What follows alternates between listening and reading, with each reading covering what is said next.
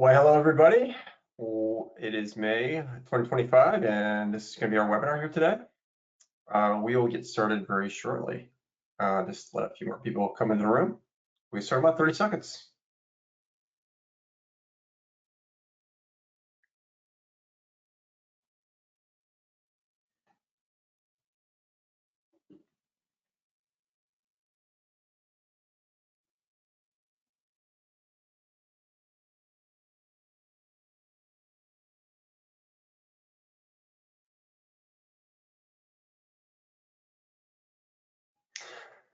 All right, well, welcome to May, the 2025 webinar. My name is Scott Ebeling. I'm Director of Strategic Solutions, and with me is Allison Black. She's the manager of our pricing desk. And today we're going to have an energy market update and then talk about some small commercial strategies, a highly requested topic here. Hope everybody's May is getting off to a great start. A lot of you had a great April, and May is continuing on with that. So it's great to see all that. So let's get started. Well, first of all, let's talk a little bit about Box here. Go ahead, Ellie. Awesome, thank you, Scott. So just to introduce ourselves, we are Broker Online Exchange, and we are your ultimate commercial energy brokering partner. We provide independent energy brokers and affiliates with access to all top electricity and natural gas suppliers, instant pricing, and cutting-edge software, all supported by industry experts. Box has become the largest network of energy agents, brokers, and consulting firms in North America. We connect a variety of diverse energy partners, so each can benefit from streamlined, efficient options in deregulated natural gas and electricity markets. You can see how you can scale your energy business nationally with our deregulated energy map that we have up on the screen here. You'll see natural gas options available in green, power and gas available in blue, and then you'll see a healthy amount of states that are in a dark gray kind of color. The lower 48 is deregulated for natural gas, but a lot of these states don't necessarily have choice programs the way that they do in areas like Illinois or Pennsylvania. That means that small commercial customers, residential customers may not be able to shop, but your larger customers, those commercial, large commercial, industrial, and manufacturing customers may have opportunity depending on where they're located and how much they're consuming. So if you do have one of those types of opportunities, don't leave these territories out. We do have some supplier participation. They can be challenging opportunities, but we are happy to review it. Scott and I love to figure out those types of puzzles. So we're licensed in all deregulated states, and as I mentioned, we are also partnered with every major energy supplier in North America as well. You'll see that on the next slide. You'll see lots of names that you recognize, like Constellation and Engie, Freepoint, and Competitive Power Ventures. A lot of our partner suppliers are going to be here. Scott, can we go to the next place? Yeah. Thanks. A lot of our suppliers are just awesome. They're great to work with. Shell Energy in particular, I know has been really killing it lately. So thank you guys. We depend on our supplier partners. We have an extensive supplier network, all of vetted, reputable suppliers. So, all of our management team, several of our management team also has executive experience on the supplier side. So these are good, sound relationships that have existed for a decade or decades at this point, and we're happy to put them to work for you. The next piece we want to introduce is our strategic solutions team. That is Scott, myself, and our pricing desk. And we are here to be your competitive edge in energy consulting. So aside from the transactional portion of the energy broker, energy consultant's job, actually getting the contract signed, there's a million other things that we can do to support you, to help you offer better, more specific solutions to your customers, to offer something that's more comprehensive, to help you set yourself apart from the competition and to really deliver regardless of the size or complexity of the customer. Buying electricity can be incredibly difficult, and with that comes the possibility of customers signing contracts that they don't really understand, that may or may not include components or have new components that they're not familiar with. our goal is to ensure the customer gets the best deal and the best contract terms possible, and to stay with them every step of the way, whether that's usage analytics and budget reporting, or whether it's some benchmarking. We do have offerings in each of these, and we're going to be going into kind of more small commercial strategies. Just because we have small customers doesn't mean we can't be strategic. So if you guys are interested in discussing any of these offerings above and beyond, the system that we provide, our relationships, our licensing, and our network, these are all available for you too. It's all just icing on the cake. Like I said, we really want to support you guys and help you guys set yourselves apart from the competition, and just make you look like rock stars in front of your customers, regardless of whether it's a brand new customer or whether it's your 10th renewal. And with that, I think I can give it back over to Scott for our market update. Thanks, Allie. I love how you said that, making you look like rock stars, and that's really our intent here with the whole box operation, from the back office to our strategic solutions team. We can make a one-person shop look like a 50-person shop in front of a customer. So please utilize our team. It will increase your team, and it will increase your chances of winning deals. Real quickly, just wanted one more tool here that we now have available. It's the historical price curves, and also some forward curves as well, which means we can look into where the individual ones are trading at for each of the different nodes. But the historical curves tool, it's going to provide interactive access to past power and gas prices, and we're talking power, not just ERCOT North, PJM West, internal hub and NEPOL and ComEd. We're talking all the nodes, or all the zones. Sorry, not nodes, but all the zones, and also basis gas. And in the gas one, you can look at it as NYMEX.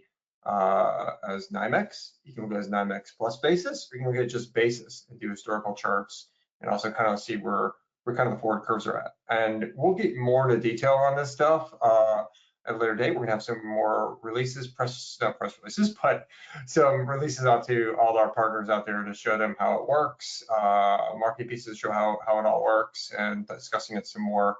But yeah, it's historical curves. You can really cool features in here. You can see out like 5 years on the curve, the historical how they traded. You can look at one year. You can average the years, just so it's one price in here. You can also put an adder in there to kind of get to where you're currently the market's at, for where the shaping and the risk and all the other adders of where the pricing is, so the customer can look at it and not ask the question of why is the price showing 52.5 when on here versus the 82 on the contract. So these are all a lot of the cool features we have with this, but we're really excited to release this. It's an MSC.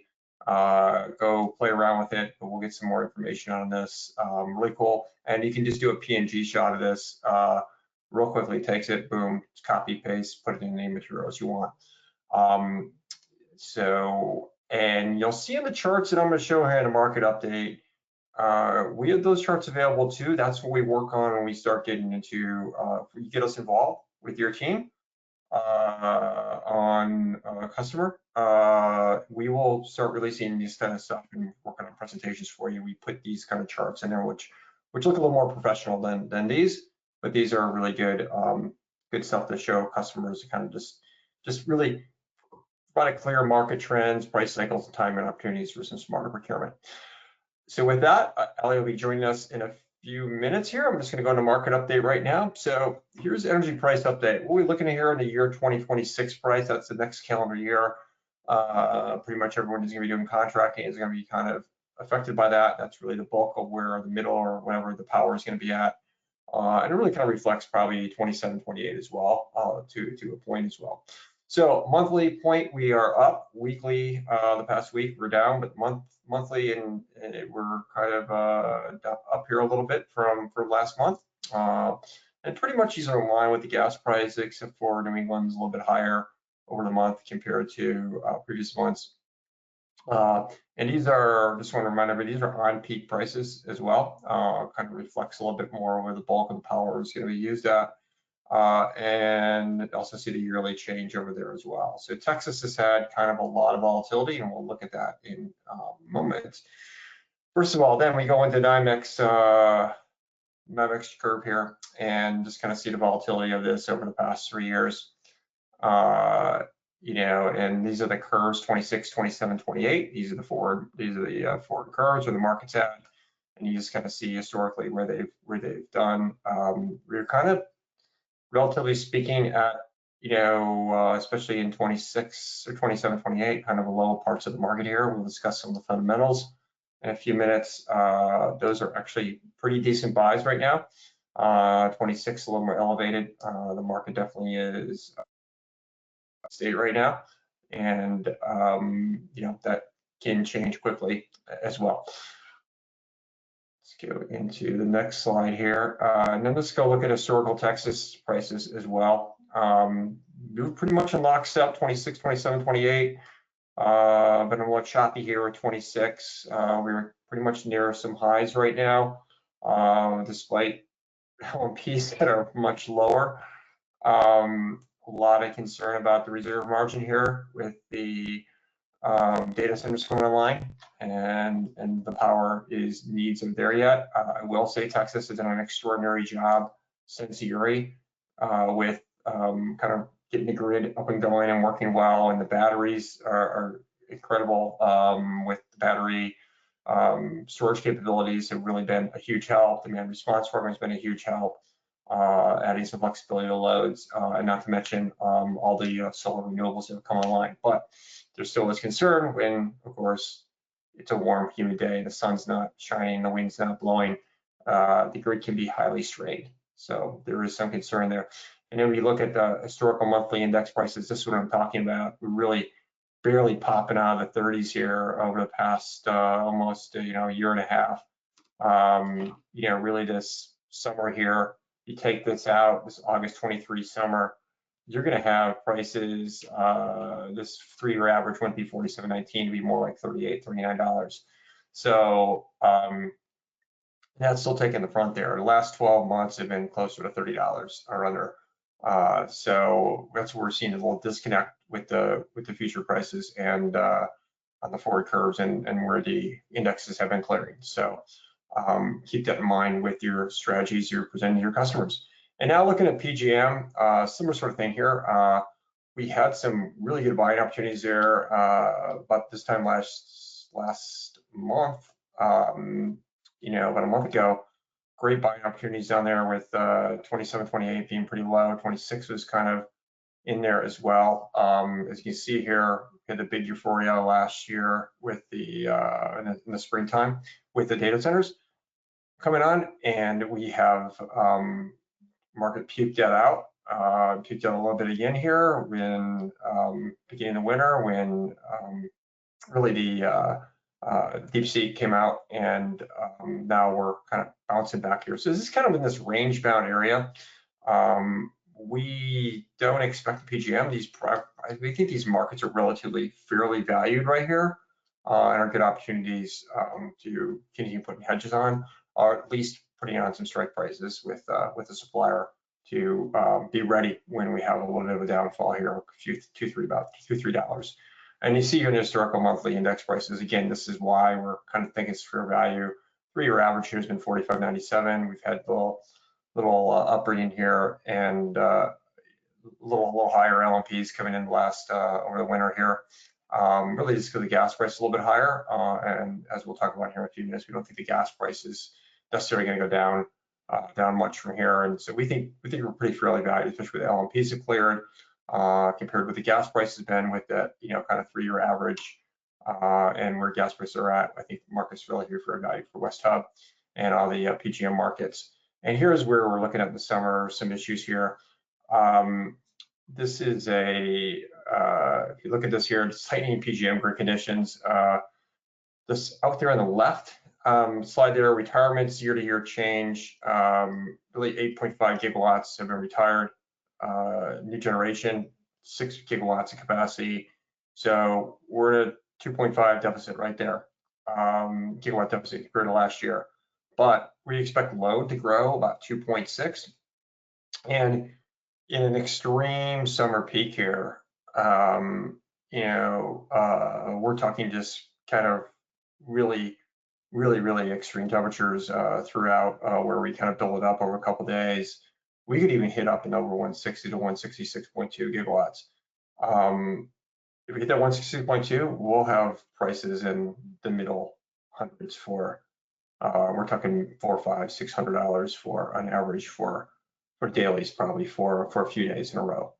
And it takes 1 or 2 days like that to really kind of throw out the prices here in the index. So, but we still could see it. We really highly recommend being hedged here relatively soon. The weather looks pretty good the next 2-3 weeks. Weather can change quickly, especially this time of year. But once that summer weather starts showing up early, prices could go higher. And if we start hitting up some high LMPs early, or any really high LMP, like these $400 or $500 LMPs for a couple days in a row, we're talking where all the summers in June through September's and the 26, 27, 28 will rise up as well, and it's going to really carry up the markets for power in the calendar years. So we highly recommend being hedged for, or putting on pieces of hedges for 27, 28, and definitely being hedged for 26, sometime in PJM sooner rather than later, within the next few weeks. And one more announcement too, by the way, I forgot that this, where we're talking about this, we'll get into capacity. Wait a second here.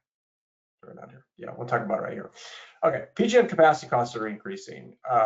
This chart shows a history of PJM capacity, 25-26, that's $270. Bam, that's showing you right there. That's almost a 900% increase in the capacity cost for customers. We've talked about this almost every single call since August, late July, it was released. Since then, we releases. If you have not talked to your customers, I'm not sure if they're going to be your customers once they see the bill. When that first invoice comes out in June, because they're going to have a solid 15 to 20% increase in their energy, in their electricity costs, month over month from June through May, even if they're on the same contract, because everybody is adjusting their prices. They're putting in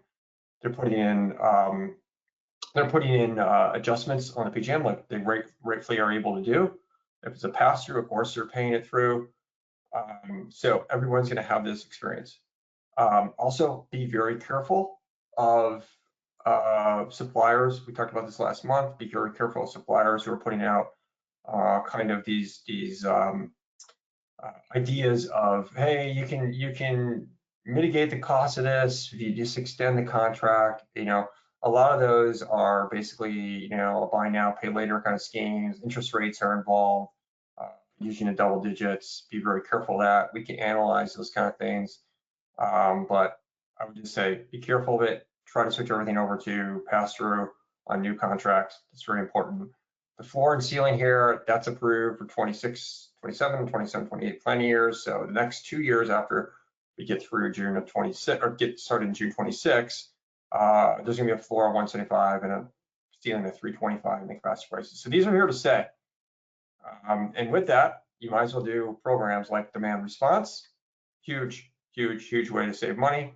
And although it might be too late to start out this year, we have mentioned it many times to sign up for it, but you can start looking for the program for the following year, or you might be able to squeeze in there. Just please contact us if the customer is interested, but they're gonna have to move fast.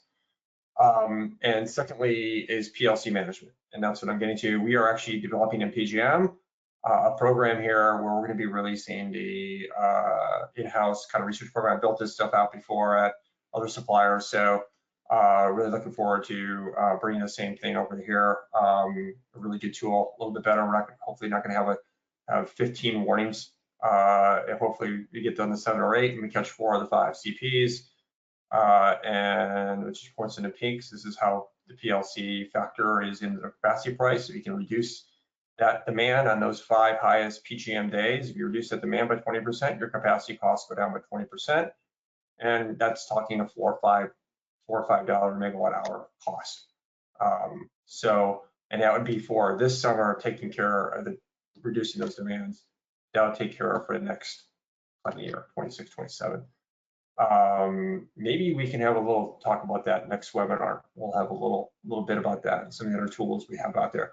And with that, Ameren in late April announced their option for 25 starting summer 25 through spring of 2026. And you can see here, this is going to be a massive increase here as well. That's yes, that's right, $666 a megawatt day. That's going to translate to an increase of, depends on the capacity load factor of the customer, increase of anywhere from really $25 to $60 a megawatt hour. Yes, $60 a megawatt hour. And so bulk of them will probably be in that $35 to $40 area a megawatt hour. Massive increase in Ameren. Anyone who has customers out there, again, please contact your customer and let them know that this is happening, to review the contract and make sure adjustments are correct and all that. So in the natural gas here and some of the fundamentals, you will show that here. So here's where we're at currently. This is the, what this shows here is each year. And you can see here, we looked out when winter kind of, or really speaking, when winter kind of ended in mid-March, and instead of having a couple more withdrawals, it would have put us down close to around here. We ended up having some injections kind of early, and we've had a very healthy injection rate here, one of the best in 15 years from that point. And the forecast with the really mild temperatures out here in the east continuing, we're expecting in this black line that in 3 weeks we'll be around here at 25-50. So kind of hitting up, staying on this blue line here. And so we're now in a much more healthier situation with our natural gas storage than we were, say kind of in end of February, beginning of March. But this can all change quickly, or else we can have a really mild summer. So really we're saying that with a normal temperature, and that's the way you look at it, we don't believe in forecasting weather past 15 days. But with normal weather, we are expecting to be around, finishing the summer around 3,800, 3,850, which, relatively speaking, say in late February, early March, it was looking more like going into the next winter would be more like 3,500, 3,600, which would have been a very low level to start the winter off at. So let's now look at natural gas demand growth. We've seen this chart many times, but yeah, this is the kind of growth scenarios of natural gas by 2030.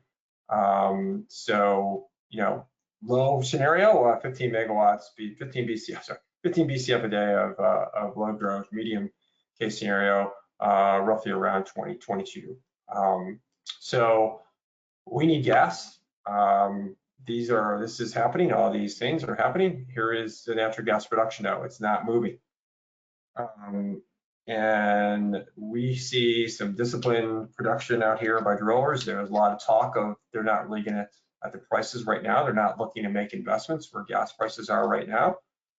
And so we need gas prices to lift. We have said before, we think there's a floor now, a pretty hard floor, around 350 for gas in the term markets, 26, 27, 28. We're kind of there for 27, 28. We're just barely off of it.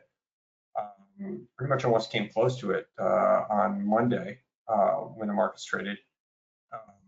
But yeah, so we need gas to lift up here for them to kind of producers say, hey, this is where we're going to do this to make money. They're becoming a lot more disciplined. There's also some chatter that there is not much, how much gas is really good wells to drill. So we're actually working on doing some research right now on a little insight on that. Hopefully we'll have that out next week sometime. Natural gas rig count, again, you can see this is what the actively number of active rigs drilling for natural gas. We're just kind of stagnant here.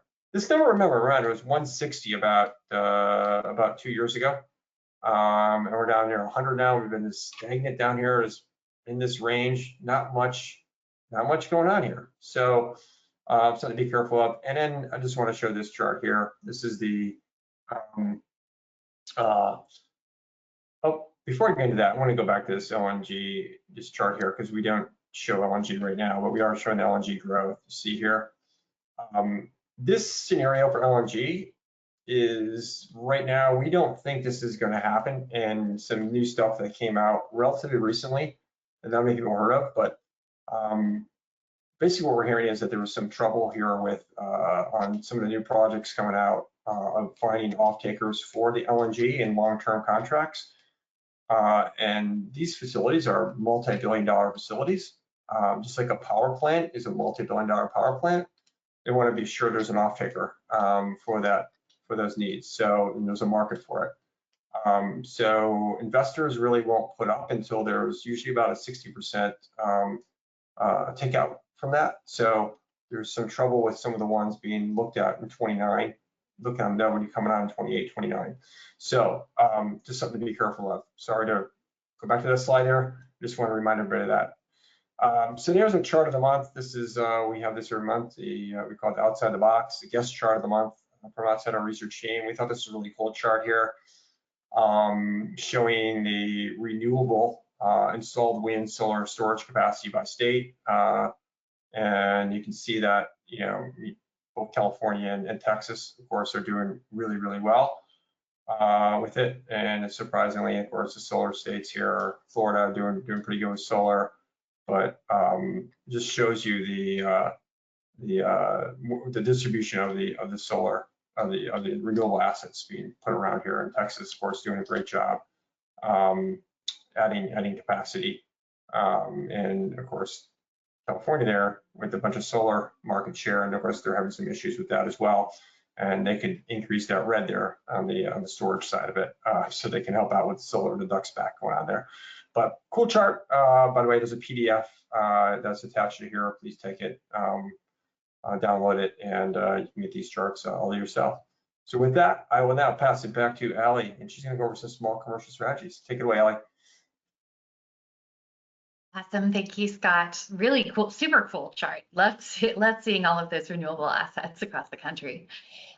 So we got a request to go, we talk a lot about larger customers. We talk a lot about strategy. We talk a lot about custom products and custom deals and cost components and different ways to treat those components and some of the really creative options that we have for customers that are in that larger customer segment, $1 million and up. But we haven't talked as much about small commercial customers and medium customers, mass market customers. These are generally the customers that would use our matrix pricing that may or may not qualify for custom pricing. You know, sometimes customers can be a little bit larger and they can kind of go either way. But for the most part, really here, we're talking about our matrix size customers, and we're talking about customers who may not have all of the really cool, sexy, creative options that we have on the larger side of the business. So these are customers that generally are going to be $500,000 and under, and these are some of the best ways that we believe that they can manage their risk with the options available to them. Here we're talking about short-term contracts, long-term contracts. We'll go into PTC, and then we'll get into what we can do about those higher prices in general. But just to start us out, these short-term contracts is one option that we have. Those are really contracts that are just good for less than 12 months, but getting a contract that is less than 12 months or is in some sweet spot, you can also, just depending on the time of year, look at, you know, 13 and 14 month contracts, for example. But doing those either very small contracts, you know, 3 months, 4 months, 6 months, 9 months, really this is for customers who are either A, risk tolerant, or B, who believe the market is going to go down over the next year. Really, the thing is that they are rolling the dice as far as what the market is going to do past their contract term, more so than a customer who is signing a longer term, really, because you have the option to look far and, you know, further and further in advance, see what the market's doing. And the further out you go, really the less drastically the market tends to move around. So customers who are less risk tolerant, who maybe need some you know, some advanced notice of big rate changes, things like that, you may want to lock a little bit longer. But maybe you don't know. Maybe this is a new business. So maybe this is a business that is struggling or trying to expand. Maybe this is a new location, or maybe this is just a customer who, especially in Texas, we have a lot of customers that, despite pricing, continuing to go up, and us continuing to see even component additions via new regulations that are adding to costs for customers. We are still unfortunately having to have conversations with customers where, the price is just high, and we're starting to see that. We're seeing that across ERCOT, we're seeing that across PJM. But one of the ways that we can get a lower price is just to go for either a sweet spot or a very short contract term. Generally, those contract terms can be $8 to $10 a megawatt hour below your standard terms. They don't come with any long-term obligation. And so basically, this is something that you can put in place and see if the market does come down. When the market does come down over the next 6-8 months, maybe, then it's time to look at that long-term contract, get yourself some additional budgetary certainty. And obviously, unfortunately, at the end of your term, if the market hasn't gone down, you're just going to have to shop and transact again. But this way, you do have the option, if the market goes down, to shop for a new contract, go ahead and lock those rates for whatever term is advantageous to you. And you don't necessarily have to worry about a long-term financial obligation or potential changes to your business. So sometimes this can be a really great option, particularly for customers who, they don't want to commit to the high price environment. They may be in it anyway, but this is a way to have that conversation and just say, you know what, you're right. Maybe prices could go down. We don't, I think both Scott and I and our team really see that being unlikely, but not, not impossible. Anything can happen. None of us have crystal balls or time machines. So if you have a customer who's, resistant and who, may not want to lock long-term or at all, these short-term contracts are an excellent option that can still protect them from market exposure. This is especially important as we head into summer, into ERCOT, into PJM. We have a big potential for some price spikes. It is really important that regardless of the price, that your customer is not exposed to the market, that your customer doesn't just say, you know what, I'm going to stay on my post-term rate with, whatever retailer and go through the summer, because A, post-term rates can be very, very high, and B, we do expect some spikes this summer. So those are some good options for those types of customers. Another option for these customers in the small segment is long-term contracts. And these are contracts that are good for 36 months or more. These are customers who value price certainty, who do not want to transact frequently. Yes, it can still be challenging to get a low rate if you're going for a long-term contract, but there's a lot of pros with going with these long-term contracts. And whenever we're talking long-term contracts, we're not just talking 2-3 years, we're talking 4 or 5 years. We're talking about those really long-term contracts where you can hedge out really way in advance. This is a hedge against potential rising energy prices and inflation, which we do see. We do offer budgetary certainty via these plans, and unlike the short-term contracts, this is something where your customer can set it and forget it for a time. Yes, there may be some market movement, but that's really not going to matter to your customer until they're up for renewal. We do, on long-term contracts, we do work with our suppliers. There may be options if the market does completely fall out from under us, to do a blend and extend or a conversion. We work with customers to do that kind of thing all the time. Even smaller customers, potentially, if they're seeing opportunities, we can work with them in advance on a renewal opportunity or a mitigation strategy. Looking at these long-term contracts, honestly, the one thing that I will say about these is, and I say this whenever it comes to, I tell everybody this whenever it comes to residential too, particularly in Texas. I advise, set it for as long as you can. I signed a contract while ago, I think back in 2022. Texas was really suffering in 2022, and we just had to say, you know what? We need a contract, so we're going to take what's available. But we took a 60-month option, which since then has only looked better and better and better. So even if it is something that's maybe a little bit uncomfortable, to think about the effect that it has right now, really think about the value of that contract, the set it and forget it, the fact that you are completely secure and insulated in terms of your budgetary certainty. In a couple years, if we do have these rising energy prices, if we are having demand spikes, if we are having this pretty fundamental imbalance between our electricity demand and our resources, then these plans are going to look awesome. So I really highly advantage everybody to look at those long-term contracts and just say, you know what, even if it's not something that I think looks amazing and super lean, it's something that I can live with. And it's something that will give me that budgetary certainty and just that peace of mind over the longer term. And that's oftentimes, in my opinion, and in a lot of our customers' opinions, it's worth it. Another tool that you can use outside of just playing a longer term, long term or short term is we do have utility price to compare rates. So these are for power only. We don't necessarily have them for gas. Sometimes we can find them, but power only, but we do have access to them. So if you were looking for PTC rates, in most cases, this is the price to compare a fully bundled supplier price to see if there are current savings. Now, the PTC is generally that utility default rate, so that would be the rate that the utility provides, so ComEd electricity or METED electricity, something like that. These are utilities, they each market, their utility hedges their default load or treats their default load a little bit differently, just depending on the rules and regulations in that market. The utilities will also treat customers differently depending on their rate class. So it's important to confirm their rate class prior to really looking at the PTC and trying to make a comparison.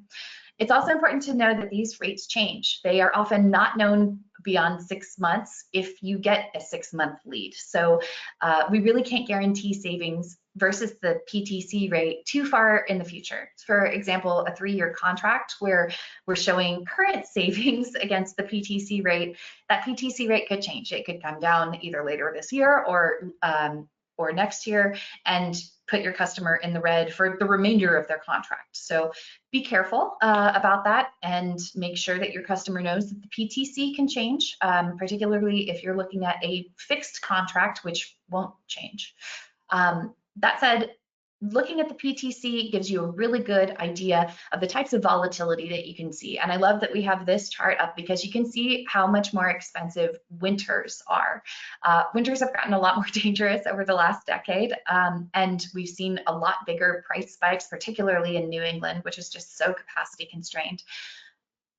Thing is, a lot of customers also tend to be peaking out their usage in the winter. So if you look at this from an actual cost perspective, looking at these higher utility prices and looking at the customer's peak energy usage happening during this time, this is a substantial cost. It's a substantial cost to them. And utilities tend to charge more when the customer is using more. So that price stability and really looking at, okay, yeah, maybe my price is, back down at 6.8, but it's April and I'm using a quarter of what I used last winter when they were charging me 22 cents. So things like that are also part of the conversation. It's great to be able to look back at this history and see and discuss volatility, discuss some of those patterns with your customer. Even if they're in a good spot now, utility rates change. Really, we like to use these charts to advise on really risk reduction and protections versus the PTC savings, just because the PTC savings aren't always there, or they will change midterm. Like we said, these are tools that are available from any of the Box staff. So reach out to your account manager if you would like more information. We are, like I said, this is power only, and we have it for most rate classes and most deregulated markets. There are definitely markets where larger customer classes are tied a little bit more to the real-time market, in which case we're happy to pull settlement pricing for you as well and just make some comparisons. Like we said at the top, we really want to equip you with the information that you need to set yourself apart and do a good job for your customer. And the last piece that we want to hit on, just in terms of small commercial strategies, are energy efficiency solutions. We've done some webinars on these in the past, and the majority of these offerings for us are still via partnerships. We are working on additional options as far as small commercial suite, just bundling some of these, potentially bundling some of these technologies. So stay tuned. But in the meantime, really, it's a great opportunity to start having some of these conversations with your customers. When high prices strike, conservation and efficiency efforts can really use the needle. Not only is the cleanest kilowatt hour that you can use the one that you don't use, it's also the least expensive. And with higher prices come better project ROIs. So if you have looked at the ROI on upgrading your lighting or doing a major HVAC install or putting it, or even potentially doing a build out, putting in new equipment, all of that is going to look different. All of that is going to look better. Those appliances are going to look better. The effect that they're going to have on your bottom line is better, simply because the costs per kilowatt hour, per megawatt hour have come up significantly. Any of the below technologies are reasonably simple to implement and can really deliver a strong ROI for small commercial customers.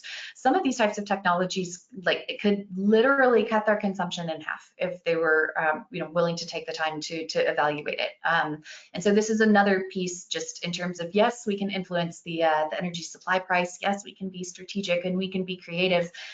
But at the end of the day, if we're in a high-priced environment, it's the market, it's not magic. And there are other options available that it's important to highlight for your customers so they understand, even in a high-priced environment, they may still be able to bring their overall costs down by using some of these, either LED lighting, smart thermostats, high-efficiency HVAC systems, insulation, and upgrading windows. I know that's huge in Texas. And then automated controls and occupancy sensors. That's a really nice pair with LED lighting. If you are looking at that project, if you guys haven't done LED lighting yet, if you have customers who are interested, again, really super simple, and things that all pair well with an energy procurement contract and energy lock. And can be really good kind of cost mitigation efforts. And honestly, oftentimes just better conversations. The conversation becomes, okay, how else can we help, rather than please sign this contract. So it's we always like having those conversations. Like I mentioned, Scott and I love to try to figure out puzzles for some of our more difficult customers, and these are some of the levers that we're looking at whenever it comes to the small commercial set. So I hope they're helpful to you guys too. Scott, anything else on our small commercial, or do we have any questions you want to get into? You covered all of it. Awesome. So now we have some questions here. Ellie, I'll let you take the first one. It's, are we licensed, is Box licensed in Canada? I don't believe Box is currently, no. We do have some supplier options there, but for the most part, no. So our Canada presence is pretty limited. Yeah, and I will add that we are looking into it though. So yes, it is in motion. Yeah. Perfect. All right, and the next question, last one we'll take here is that heard coal is making a comeback. Is that going to help out with the demand or the supply on the grid? Great question. Yes, we saw that in the headlines too. We think it's not much is going to happen though from it. 90% of these units really aren't feasible to bring back online, to put the investment into them, to really, even taking away all the restrictions, the regulation kind of restrictions and all that. They're just not viable. To put money into it where there's a case where they could make money with where everything's at. So, and that's a study that's been done, which I read by an independent source that I rely on. 90% of them really aren't likely. So we don't see a huge comeback coming in coal plants out there.